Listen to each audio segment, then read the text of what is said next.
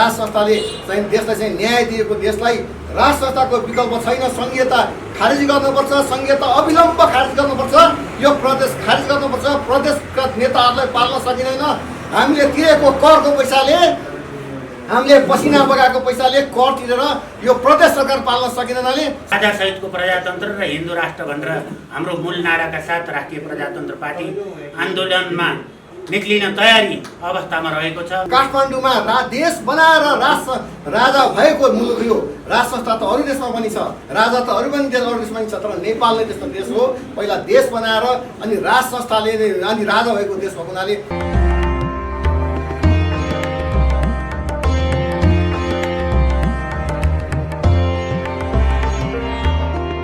हामीले राजा ज्ञानेन्द्र सरकार कुनै व्यक्ति होइन, राजा ज्ञानेन्द्र सरकार कुनै व्यक्ति होइन। राजा ज्ञानेन्द्र सरकार नेपालीहरूको एकताको प्रतीक हो, नेपालीहरूको साझा संस्था हो।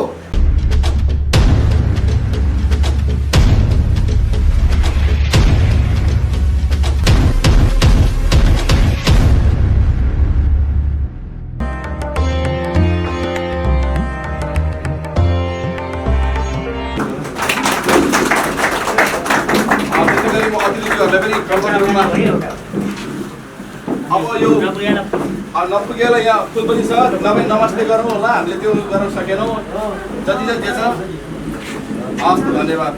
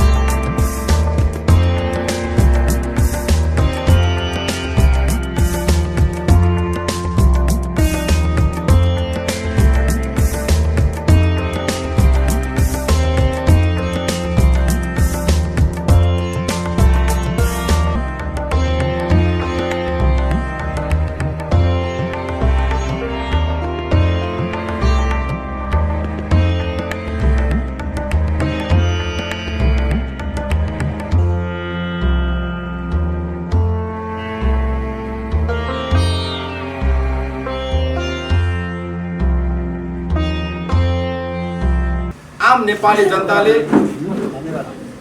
श्रीपाद महाराज सरकारलाई पुनः राजगद्दीमा ल्याउने जुन प्रतिबद्धताका साथ थुप्रै अभियन्ताहरू लागि परेको छ, त्यो अभियन्ताहरूलाई राष्ट्रिय प्रजातन्त्र पार्टी भक्तपुरको एकबद्धता छ, पूर्ण समर्थन छ। आज एउटा औपचारिक रूपमा मनाउने हामीले एउटा सर्वसम्मत निर्णय गऱ्यौँ र त्यही सिलसिलामा हामी आज यो कार्यक्रममा उपस्थित छौँ। यो कुरो भनिरहँदा तपाईँहरूलाई मैले निवेदन गर्नुपर्ने हुन्छ, मुलुक कोरोनाको महामारीको बिचमा छ। नेपाल सरकारले अब निषेधाज्ञा जारी गरेको अवस्था छ।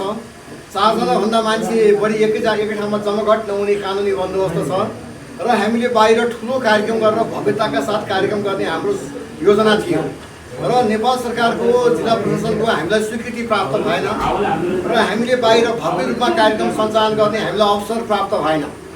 हामीले भव्य रूपमा कार्यक्रम सञ्चालन गर्ने अवसर प्राप्त नहुँदाका खातिर पनि हामीले राष्ट्रिय प्रजातन्त्र पार्टीको जिल्ला कार्य समिति भवनकै एक कार्यकक्षमै पनि हामीले राजा ज्ञानेन्द्र सरकारको चाहिँ 75औं जन्म जयन्ती हामी किन नमनाउने त भनेर हामीले एउटा निर्णय गरेर हामी एउटा सामाजिक दूरी कायम गरेर यो जन्म जयन्ती मनाएको कुरा यो यहाँ मार्फत म जानकारी गराउन चाहन्छु। र अलिकति तपाईँहरूलाई समयको बावजुदलाई, समयको महत्त्वलाई अलिकति ध्यान दिँदै थोरै कुराहरू मलाई भन्नुपर्छ भन्ने मलाई लाग्दछ। आज हामीले अत्यन्तै सानो र संक्षिप्त सरकारका चुनावमा हामीले जन्मोत्सवको कार्यक्रम गरेका छौँ। यद्यपि हामीले विशाल कार्यक्रम गरेका छैनौँ। र यो मिडियाका माध्यमबाट देशवासी र विदेशमा बस्ने सम्पूर्ण दाजुभाइ दिदीबहिनीहरूलाई म विनम्रताका साथ एउटा निवेदन गर्न चाहन्छु। आजको दिनबाट, आज 2078 साल असार 23 गते आज सरकारको 75औं जन्मोत्सवको माझबाट आज जन्मोत्सव मनाउँदै यो म निवेदन गर्न गइरहेको छु। निश्चय नै नेपाल देशको नेपालीहरूको एकताको प्रतीक, नेपालीहरूको साझा संस्था नेपालको राज संस्था, यसमा कुनै शङ्का छैन।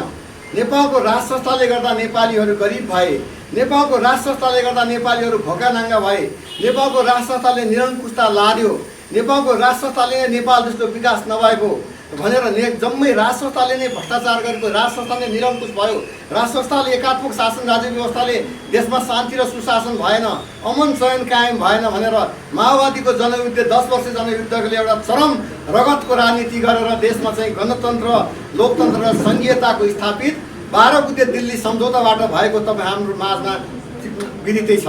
त्यो लामो इतिहास छैन। त्यो 12 बुँदे दिल्ली सम्झौताले नेपाललाई यस्तो कालखण्डमा पुर्याइदियो, यस्तो कालकोठरीमा पुर्याइदियो, नेपाल देशले आफू नेपाली भएर बाँच्न नसक्ने, हिजोकोसम्म ओल्लो घरको र पल्लो घरको जुनसुकै जाति, जुनसुकै भाषा, जुनसुकै धर्म, जुनसुकै संस्कृति मान्ने नेपालीहरू मात्रै दाजुभाइ दिदीबहिनीहरू बाँच्थे। आज गणतन्त्रको युगमा तिमी यो जाति, तिमी यो धर्मको, यो तिमी संस्कृतिको भनेर विवाद र झैझगडा गर्ने बीजारोपण कहिले भयो भने यो गणतन्त्र पछाडि नै भयो।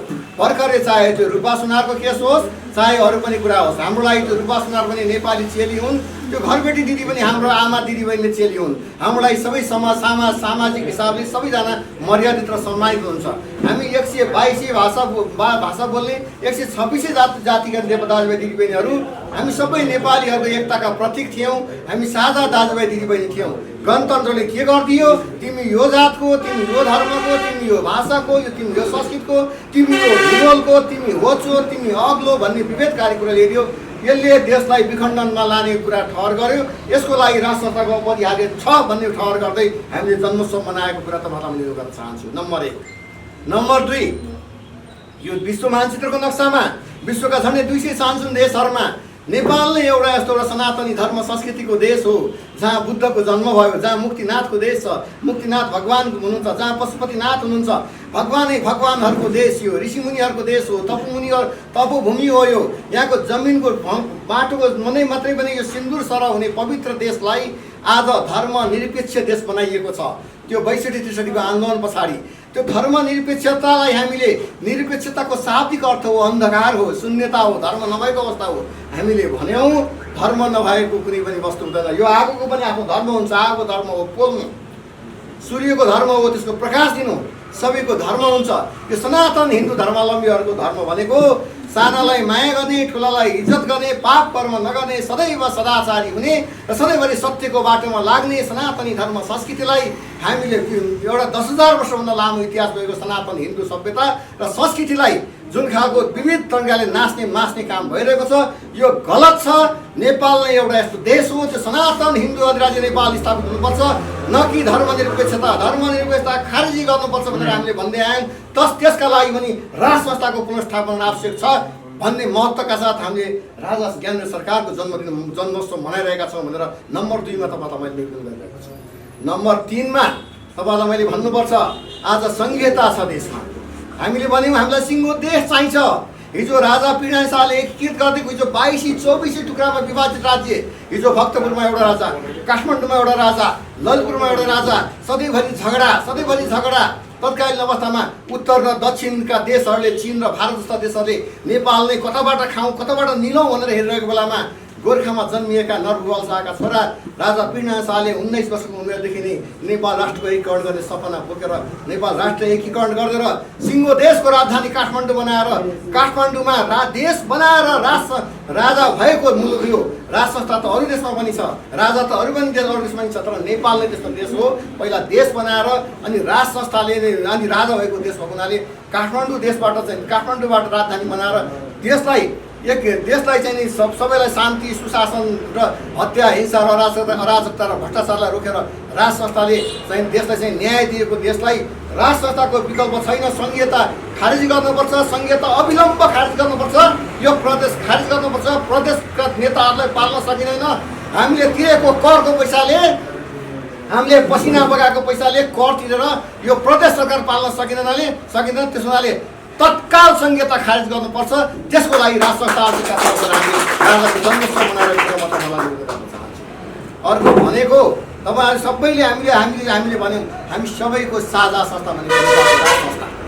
यो कुरा तपाईँलाई म ठोकुवाका साथ भन्न सक्छु। यो विगत 62-63 साल पछाडिको आज 2078 सालसम्म आइपुग्दाखेरि बिचको पिरियडको हामीले गरेको अनुभवलाई सँगाल्ने हो भने भर्खरै मात्र तपाईँलाई मैले एउटा उदाहरण दिन यतिखेर अत्यन्तै सान्दर्भिक भएको हुनाले तपाईँलाई उदाहरण दिन चाहन्छु।